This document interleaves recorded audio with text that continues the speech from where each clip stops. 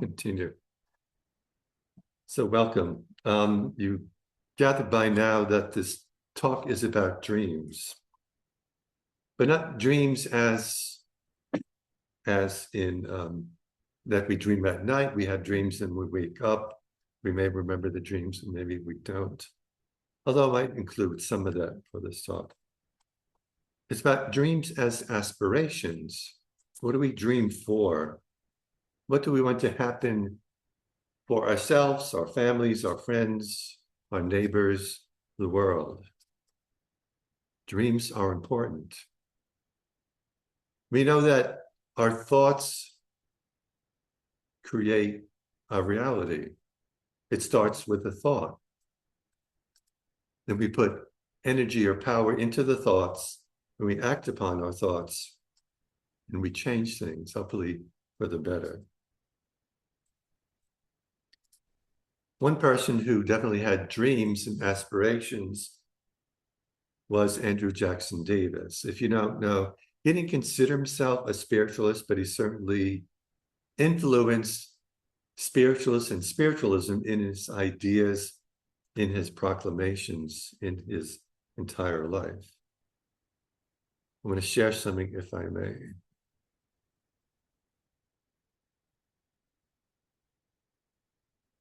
I have to dig it up, sorry.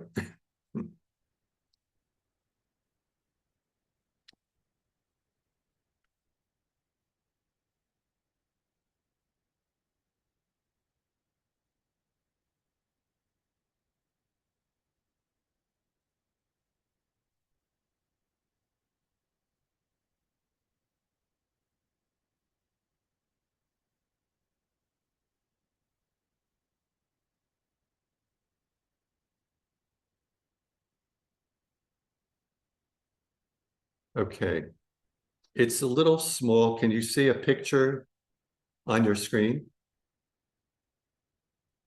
Yes. So this, I think it was an etching. It's called Beyond the Valley.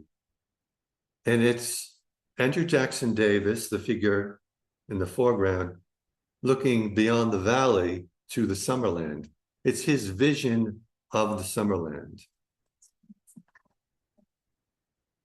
It's also the cover of our hymnal. This is about as good a picture as you can get. So you see him looking beyond the valley.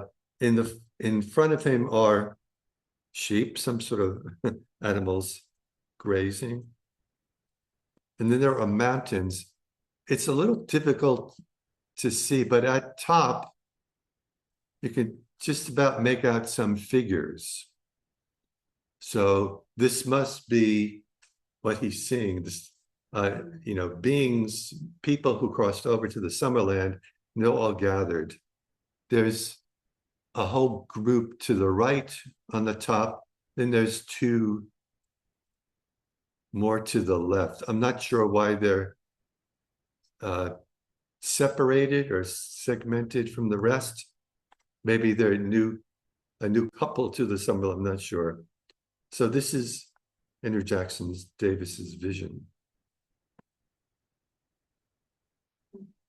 So with dreams, we need a vision. We need vision to see what is there, what is around us, and what is possible of what can be. We often speak of those who have greater vision than others as visionaries. Very simple. Our United States wouldn't be what it is today without visionaries. Our founding fathers were visionaries. If I recall, most of them were young men, not men who were in advanced age, but even some that were in their 20s and 30s and so forth, 40s. To me, is young, but they weren't, in their 70s or 80s. Maybe some of them were, but they were young and they had great visions, and they worked it out what that vision would become, our United States. It was not an easy thing. It's still not an easy thing, having United States of America. because there's so many opinions about so many things. One of Andrew Jackson Davis's visions also was a children's progressive lyceum, which I'll show you in a second.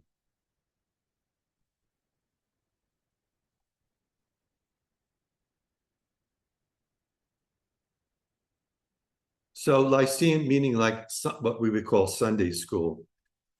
So Andrew Jackson Davis wrote a book about it, this manual, the Children's Progressive Lyceum Manual, with directions for the organization and management of Sunday schools adapted to the bodies and minds of the young. Adapted to the bodies and mind. That's what is interesting. It's not like we're going to impose this lyceum, this education on children, adapted to the children. I've never read this cover book. Like, it must be an inside cover to this book. And you can see down below, it was published in 1867 in Boston. But then what I find most interesting is below that, and he says, and containing rules, methods, exercises, marches, lessons, questions and answers, invocations, silver chain recitations. I know not what they are. I need to look that up. Hymns and songs, original and selected. So what I found, what was most curious, and this must have been a revolutionary, visionary idea at the time, was marches. Like, why would someone want marches in school? Now, I certainly think he wasn't thinking of a military kind of march, like you're good, you know, your young soldiers, unless you thought of children as young soldiers. And I thought maybe that was a good idea. Maybe we can actually bring it back. More in terms of like marching in a parade.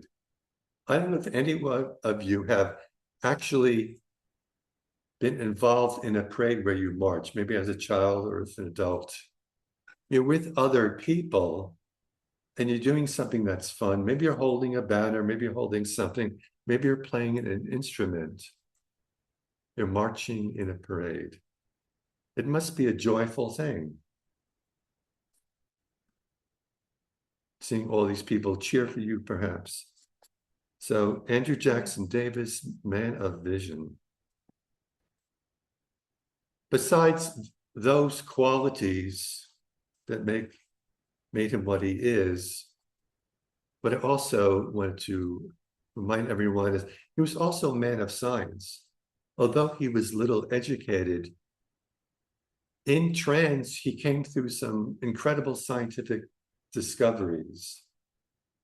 I believe he channeled or got information about Jupiter and Neptune as one of the outer planets before it was discovered. I don't know what book that's in, but I know that's what we were taught in Morris Pratt. So he would come with this knowledge through channeling these scientific discoveries or facts. And we know that science is important to spiritualists then as it is now. We're not afraid to scientifically examine mediumship, all forms,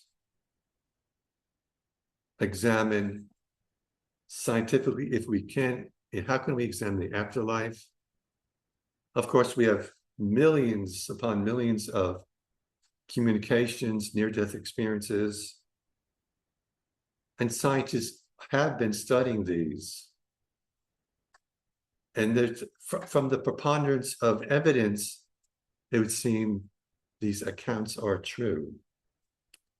So that's the mix of science and spiritualism.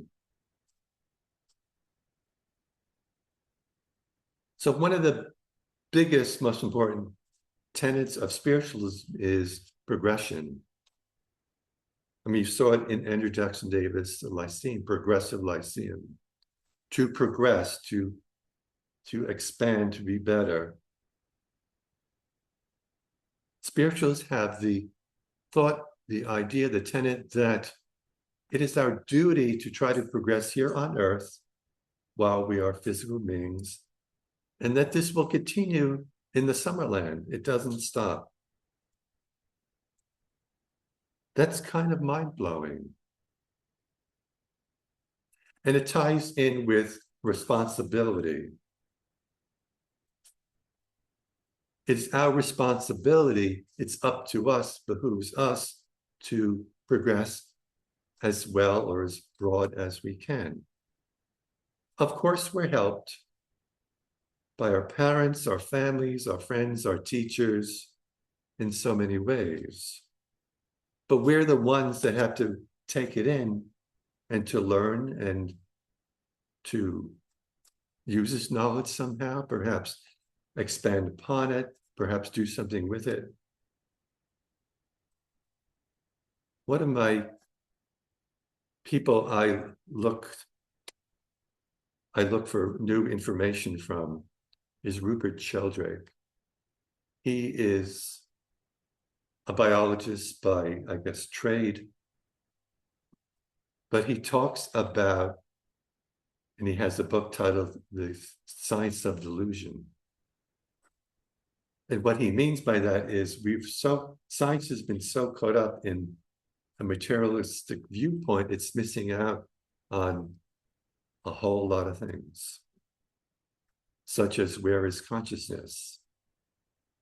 Because materialist scientists would tell you it's a product of the brain, it comes from the brain, and what goes on there. So in terms of science and spiritualism, I think both should always be looking beyond the boundaries, as Andrew Jackson Davis was looking beyond the valley. There's always more to learn, always more to discover. And I bring up a term I've often bring up in my talks, is awareness. When you want to take as much knowledge, information as you can, that awareness is what you need to have. What are you seeing? What are you hearing? What are you feeling?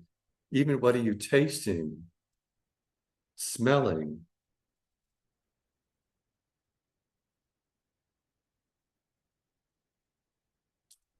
We should really honor education and honor education in all forms. I'm reminded of Native Americans in our country here, which was their country. They knew so much and still know so much more about plants and animals than we do. Of course, they had different names for species, but I think the average Native American knew and could identify, more than 1,000 species of plants because they had to. They didn't know which ones were poisonous, which ones were medicinal, could heal them, which ones they could eat. I think that's something maybe they should include in our educational systems. God forbid you're outdoors and you are alone and you need to survive. Wouldn't that be helpful? Now, I was a Boy Scout, but that only goes so far. I learned how to start a fire. It's our dreams come together with education. And education should always continue, like our soul continues in the Summerland. But our education should not be drudgery. It should be fun. It should be exciting. Yes, when we go through the educational system, whether that's parochial or whatever, there's certain courses we have to take, right? But once, or even during that time, we should be learning things from other sources, books, our parents, and so forth. We should still continue to have that childlike curiosity. What do you hear children ask? Why is the sky blue? Or how can that chrysalis turn into a butterfly? How does that happen? It's good to have a questioning mind. Let's always have big dreams. So I'm just going to suggest, maybe I've done this before, continue to learn about different things. Find joy in what you're learning. Learn a skill, learn a hobby, learn about something historical. Maybe you're a brilliant, maybe you have a tremendous IQ and you can solve a century-old scientific puzzle, a mathematical puzzle. If you love to cook, create a new recipe. Valerie and I went to her reunion, and this one evening had this whole like gymnasium full of dishes and food. And they had a macaroni and cheese station. I didn't know you can do so much with macaroni and cheese. They had your standard bowl of the macaroni cheese sitting there warming up, but you could add to it all these other ingredients, bacon and scallions and this and that. Be inventive. We are all inventors in some way. So I leave you with this: education and dreams should come together. Dreams are the start. What are you dreaming about? What you want to do, where you want to be, and then make the effort, do the work. You're responsible. I think most of us, if we were going to travel to a new place, say, like, we've never been to Italy, we'd love to go there. Before we travel to Italy, we're going to like read some books, some travel books. Where are the best restaurants? Where are the best hotels? What can I afford? Should I take a tour? Should we be on our own? Should I drive a car there or should I not? Dream big, do the preparation, learn as much as you can. And actually, one last thing. Sometimes people get hung up on, I have this dream, it never came true. Sometimes we have to modify our dreams, and that's okay. When I was a young lad, I wanted to be a great baseball player like Mickey Mantle. That didn't happen. I played baseball as a kid. So maybe there's some senior baseball or softball league I could join. Or maybe just going to a real game in person is how I'll get that baseball thrill, that taste of it. World Series. World Series, yes, it's on. So have big dreams, modify them if you must. Enjoy whatever education you need to make it come true. So I leave you with that. Thank you.